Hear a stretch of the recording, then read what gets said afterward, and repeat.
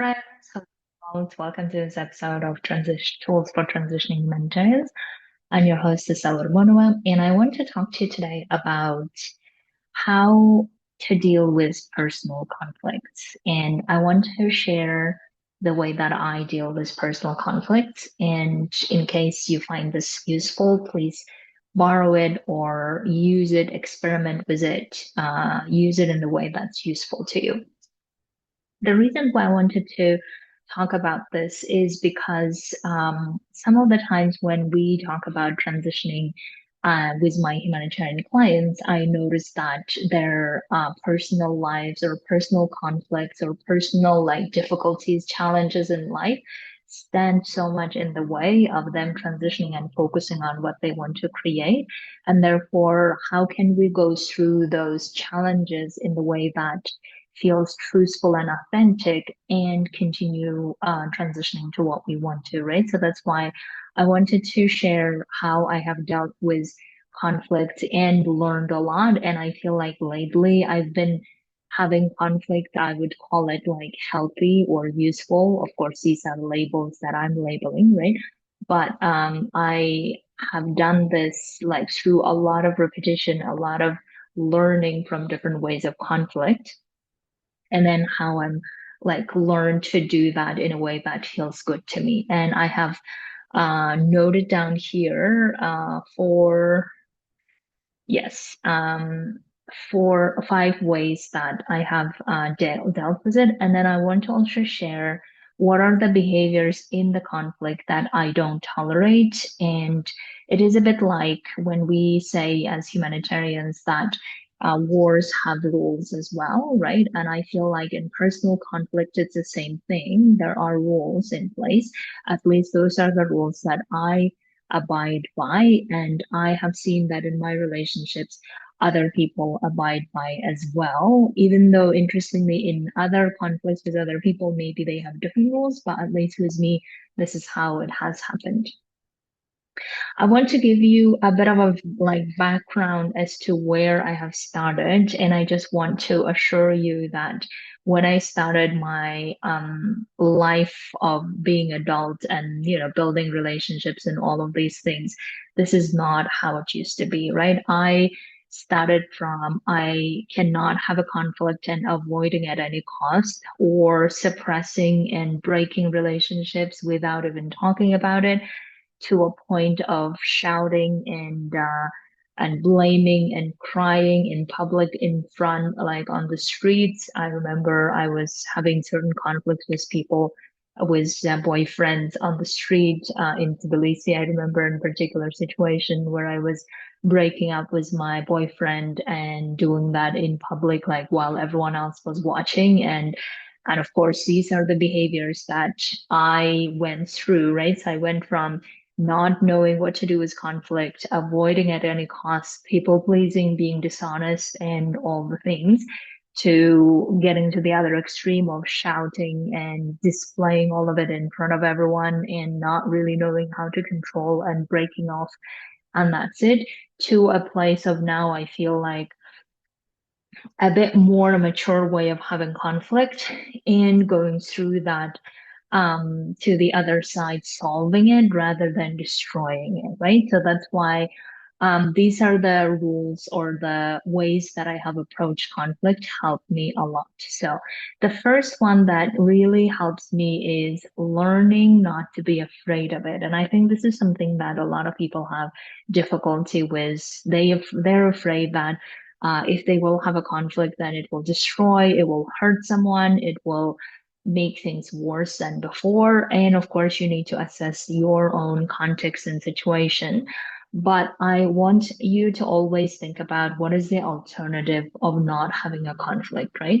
Of course, if there is a way to solve it without conflict, amazing. But somehow, some situations cannot be solved that way, or at least that hasn't been my experience. So therefore, not being afraid of having the conflict, or if you are afraid of having the conflict, think about what is the alternative and is that alternative suits you, right? Because the way that I have seen it is the alternative was suppressing it, not talking about it, pretending it taking it superfluous and being disengaged and disinterested or silent, all of these things that I have tried, it felt like it didn't work at all and it didn't solve anything. If anything, I was just like going to the avoidance or breaking off and not really learning how to behave around conflict. So that's why at some point I thought, okay, whatever the worst happens, I am like going into this because keep avoiding it is even worse or more difficult than actually going and solving it, right? So that's why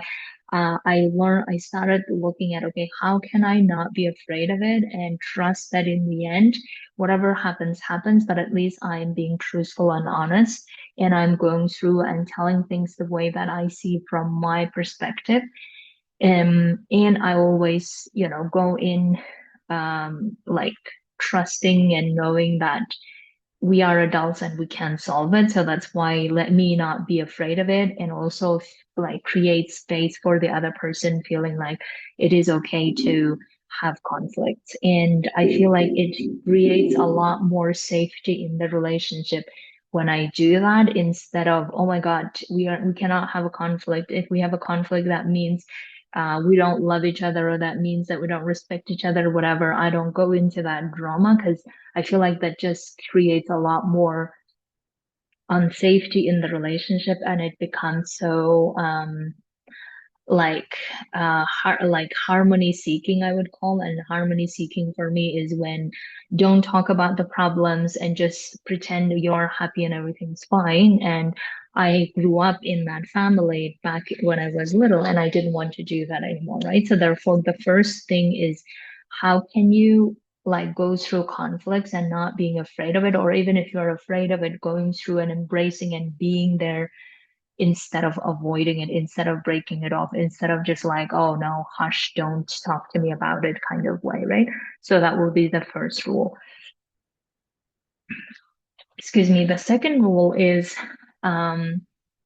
not being afraid of whatever emotions displayed during that conflict. And I think this is something that I was really getting good at, I feel lately, especially when I'm having a lot of emotions, me being okay with it. And also when the other person that I'm having conflict with is having a lot of emotions and being okay with it. And I will give you an example that happened recently in my life is that, as you know, that I'm in Kyrgyzstan now, and while my mom is sick and I am, trying to be there as much as possible, and I wanted to do this bright surprise and motivating factor for her to move into the apartment that I bought, and my biological mom who's also here, and she volunteered to do the coordinating work of getting all the masters, all the like repair people to come together and do the work because my mom biological mom is an engineer and she has done a lot of construction work and built a lot of houses. So that's why she volunteered to do this work for me because I'm busy with my other commitments, right? And as she volunteered, and I was very happy and honored that she did that, but I also knew that she has a lot of difficulty being around my adoptive mom. She has her own stories about it, and in the past, she had a lot of trouble seeing me with my adoptive mom as well. And therefore, I told her, like, I invited her to a restaurant to dinner, and then I told her that, Mom, before we get into this, and I, like, accept your offer, which is generous, and I am so grateful that you're doing this. But before we get into this, I just want you to know that this is the apartment where I will be living with my adoptive mom. And from the background of the past, I know that you had difficulty with it, and I would like for you to know this in advance so that later when you like help me repair the apartment and have all the designs, everything is ready, and then I move in with my adoptive mom and you having even more emotions because um you already had emotions about me being close to her, and now you seeing like the like fruits of your labor coming to fruition, right? And then me using that fruit with someone else, so to say, then I want you to be okay with it, because otherwise I don't want to surprise you and then have you heard a lot. And instead, I would like for you to know this in advance, right? And then, and I knew that this would be a difficult conversation, but I still wanted to have that conversation. And then I could see that my mom had a lot of her emotions come up in that moment, and she couldn't talk. And of course, we worked through all of this later, but I could see there were a lot of emotions. And I can also see that in that moment, when it's such a difficult conversation, it almost feels like a conflict that we're having, even though I didn't think it was a conflict, but I think for her it felt like a conflict. And then as she was displaying a lot of her emotions, I felt like I was very calm and fine with sitting with those emotions, right? Because I could see that it was very hard for her and she needed a lot of time to go through that. And then once she did that, I was okay with it. And then she told me that it was very difficult to handle the situation, but at the same time, she does not really want to continue this conversation, and then she wanted to leave, right? And this felt for me like a conflict avoidance. And then I went behind her. She went outside. I went behind her, and I told mom, if you keep leaving this conversation every time we have it, we cannot get to any solution, right?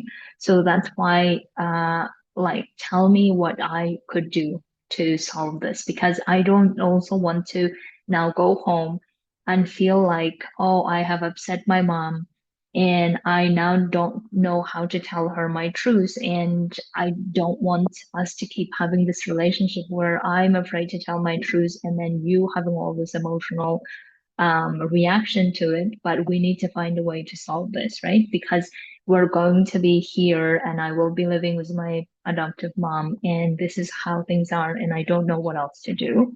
So please tell me what I can do to resolve this, right? So in that moment, I think it would have been so easy for me to feel like seeing her emotional outburst or a reaction. It would have been so easy for me to react even worse and say, oh my gosh, I upset my mom. I did this, I did that. How could I? And then make even more complication in that situation, right? Instead, I chose to just sit with those emotions while I was having a lot of emotions myself as well. But I was sitting with my emotions, holding space for them in silence. And I was, also being there for my mom and holding space for her with her emotions. So not adding complications to the conflict by reacting to those emotions is my like rule number two, right? Now, the rule number three is, let me yeah. The rule number three is I don't make it about the person, or I don't attack the person.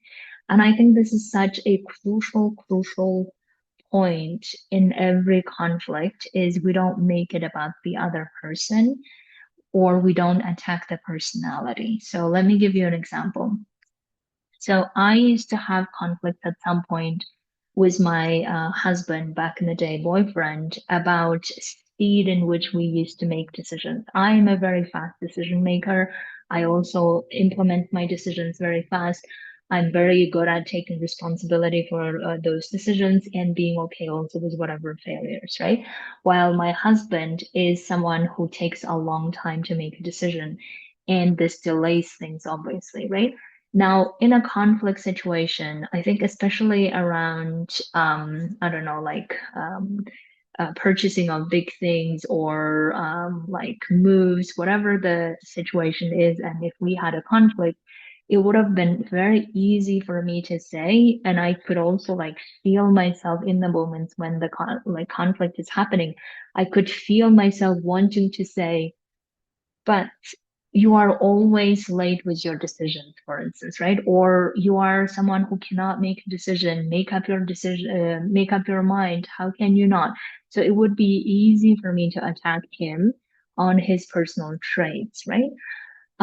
Which would then complicate things even further, because then we're not even solving the actual problem. We're just now attacking things like attacking personalities, and then we're getting even deeper and deeper into the rabbit hole, which is not where we want to go at all, no matter what the conflict is about. So that's why I could see my brain or my like inner world is like, oh, I want to say all of this, like, why can't you be like me? Essentially, is what I would have said, right? But then I also know that he cannot be like me, right? I can't be like him and he can't be like me. And this is something that I accept and I want to be in acceptance of in general. So therefore, he has his own ways and pace of making decision. I have my own ways and pace of making decision. And none of them is right or wrong. These are just different ways to do things, right? So therefore, I recognize that, oh, I see that I can like easily attack the personality, which I do not want to do. So that's why let me focus on what are the problems we're discussing and how can we approach it from a solving perspective. Now, whatever the thing that happened until now, what are we going to do about it rather than why didn't you do this? Why didn't you do that? You could have done this and getting into the blame. And that blame, I think, is what complicates things even further. So the fourth one is not indulging in it. And I really cannot stress this enough because I think I used to be someone who's like sit in within the conflict for hours, days, or maybe even like months and years and not let it go. And that would like impact my mental being and well-being in general so much, even like at work. Let's say I had personal conflicts and problems and I would come to work and I'm getting all of my frustrations, disappointments out on other people, right? And I remember how much I used to do that and then realizing, oh my God, my father used to do that as well. He would have his like problems at work or with other people, with neighbors, and then he would come and get it out at us. He would be mad at us. And I remember like some of the days being at work, and I was especially in the managerial role, I could see myself like being so frustrated at other people, and then noticing, oh my God, I don't want to be that person. I don't want to be that person, like, in the Soviet times, there used to be this cliche that depending on the mood of the director, everyone like behaves in the way that if the director is in a good mood, then everyone has happy, and if the director is not in a good mood, like coming to the work the first hour, then everyone shuts up and acts differently, right? And I didn't want to be that person at all. So therefore, I was like, okay, I'm not indulging in any of the conflict. I'm solving it in the moment when I'm having the conflict as much as possible. And I'm not going to carry this to other people, to other situations. And even if I did carry it, I would make sure that I apologize because sometimes I feel like I can't help it or whatever, like automatic things come out of me. And I don't want to be that person who does that. So therefore, I apologize later that this is what I did and I'm sorry. It has nothing to do with you. It was this situation that leaked to this situation, right? So that's the rule number 4. And the 5 is always approaching conflict with the trust that we both are wanting to solve it. And I think this is something such a crucial matter that I have learned like in so many different ways. But one of the ways that even if I believe that the other person does not want to solve it, I want to believe that they do deep down. And sometimes I even say to the other person that, okay, I feel like we're having this conflict, and are you into solving it, or you want to take time and think about it and come back to it? Because if we're just fighting for the sake of fighting, I'm not interested, right? I don't want to be fighting in general. I'm not the fighting type of person, but if we're having this conflict, I would like for us to find a solution. And if we're not finding a solution, then do you need time to take a break and then come back to it? It's fine too. But I want to be here for the solution, right? And I trust that we are capable of finding solutions as well. I don't want to be also like being in the conflict and feeling like, I don't know if I'm going to solve it, right? I don't want to prolong it, but also don't want to undermine other people's abilities to not like to be able to solve it. Because I feel like we're all amazing human beings deep down who really genuinely want to build relationships, thrive in relationships, love in relationships, and therefore they, even if we're having conflict, we deep down know that we want to solve it, right? And otherwise we wouldn't be in that relationship, I believe. So therefore, whenever I approach the conflict, I have this inner trust that whatever happens, I believe we are able to solve it or we can find a way to solve it. Now, in situations where it became so hard some of the times, and this happened to me a couple of times where I felt like it's just like so no way out of the situation, right? The conflict felt like such a loop that we couldn't get out of it, kind of a way. And this was my boyfriend at the time, especially in the beginning of our relationship. And I remember at the time feeling like, okay, I thought about this way and this way and this way didn't work. Whatever the thing is, I didn't work. It felt like it. We were like getting worse and worse. And at that point, I sat and I said, okay, I think we need to, calm down a little bit. I feel like we're not going anywhere. And then I was sitting and then I realized I want to dance.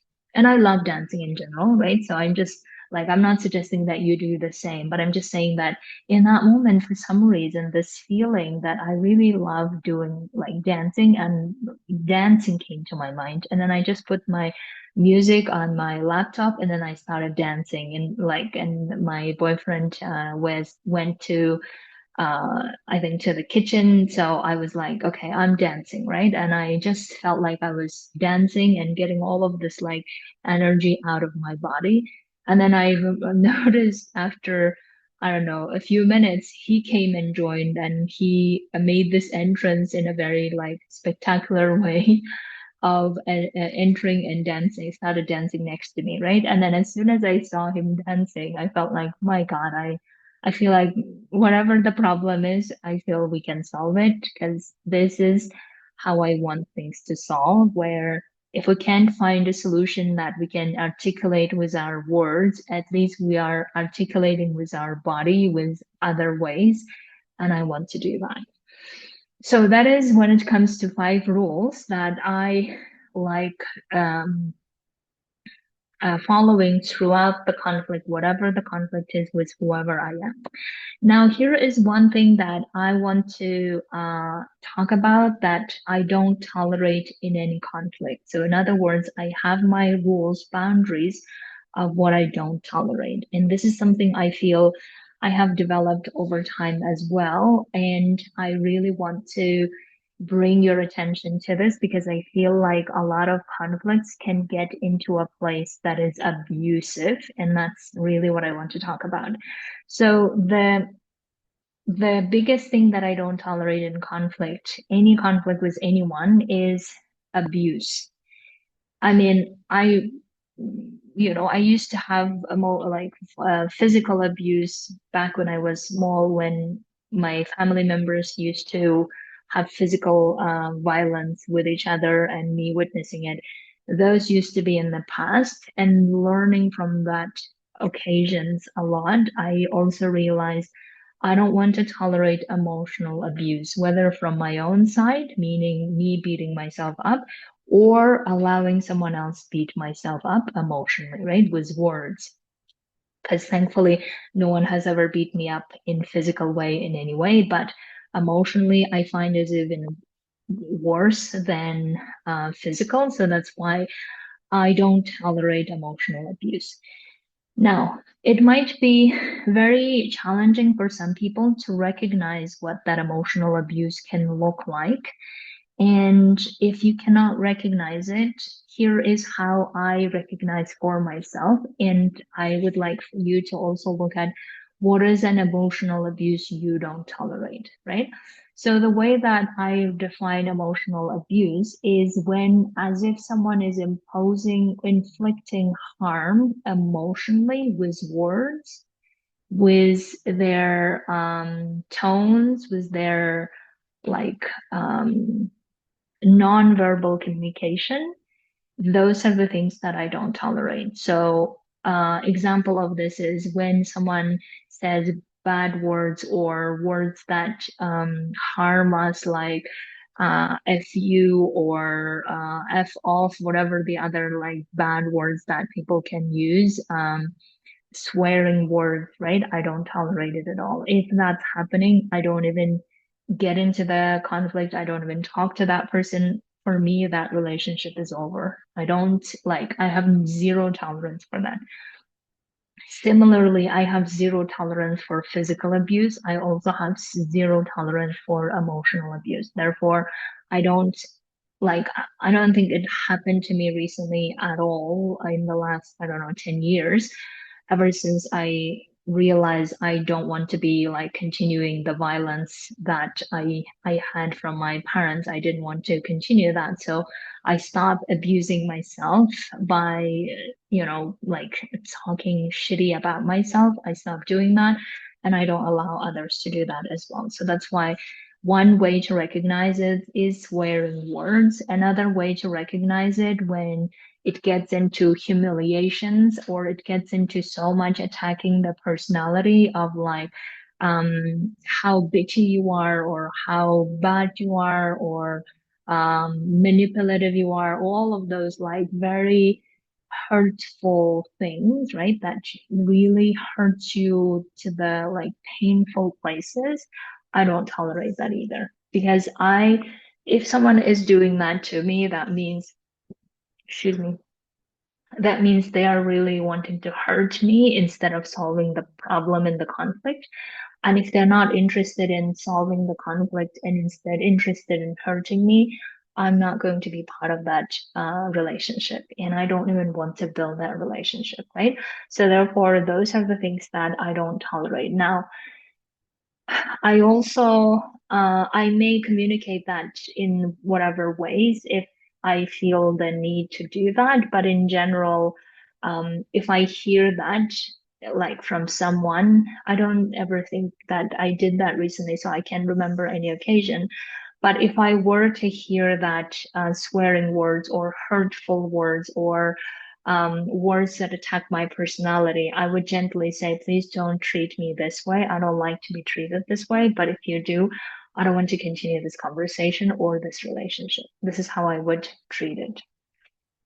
And the other one that I don't tolerate is when people don't take responsibility for their own behaviors, but keep accusing you or keep blaming you and keep saying because of you, whatever. I don't tolerate it. In that moment, my reaction is if this conflict is going to be all about accusation of me and blaming me, I'm not doing this because that means that you are not wanting to solve it. Instead, you're just wanting to abdicate and shift over and hand over the responsibility to me. I don't want that. I don't want to solve things that way, but rather I want to solve it without accusations and blame of this is you and this is you, but rather what is it that is you and what is it that is me? And I want to take honest responsibility for my part. And also, I want you to do the same and show me the effort that you're doing it as well. And if you're not doing it, then I don't see the point of having a conflict. Right. So that's why I also say that in the conversation, in the conflict, when this is happening. So I also feel like for everyone who is looking at, okay, what are the abuse that I find it abusive and why it is abusive? I think it's important for you to have your own reflections.